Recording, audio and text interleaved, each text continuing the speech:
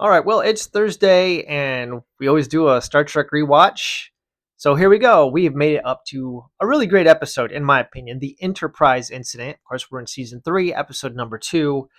As always, I will read the summary from Alan Asherman's Star Trek Compendium, give you my thoughts on the episode, and then leave it open to you in the comments section to let me know what you think. So, without further ado, the writer for this one is DC Fontana. The director is John Meredith Lucas.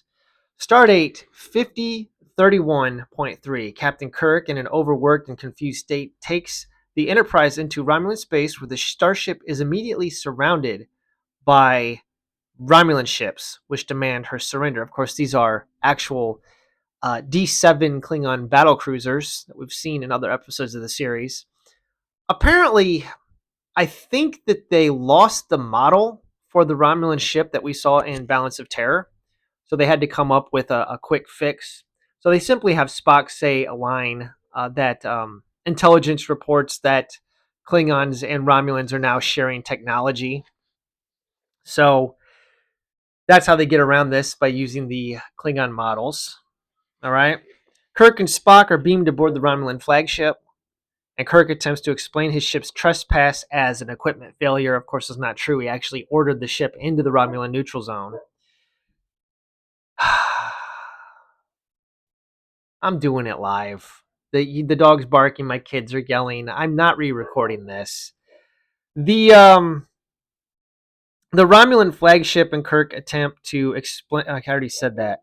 Explain the ship's trespass as an equipment failure. Spock denounces his captain, stating he deliberately acted without orders in entering Romulan territory. Dr. McCoy is then beamed aboard the Romulan vessel to examine the increasingly erratic Kirk, who, infuriated beyond reason, he's like screaming, "I'll kill you, you traitor! I'll kill you!" to Mr. Spock. Spock, acting in self-defense and unthinkingly, he grabs like Kirk's face, right? And he uses the Vulcan death grip, killing Kirk. McCoy returns with the captain's body to the Enterprise. The female Romulan commander is highly interested in Mr. Spock and attempts to induce him to defect to the Romulans. Spock seems to be interested in her offer, but the entire affair has been a hoax to gain possession of the Romulan cloaking device. There is, of course, no such thing as a Vulcan death grip. Kirk, surgically altered to resemble a Romulan, you can see that here. He beams aboard the Romulan ship, and he steals the Romulan cloaking device.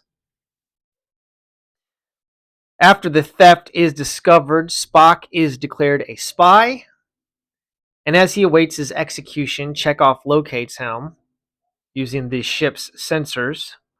Spock is then beamed back to the Enterprise, along with the Romulan commander. She grabs hold of him as he's being beamed out, so that she's transported with him.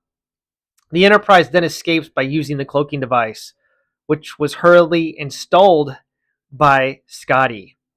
Kirk is left with an unexpected bonus of the Romulan commander, who says he's going to take to the nearest starbase and release, while Spock is left to contemplate the deceit that he has practiced upon the woman.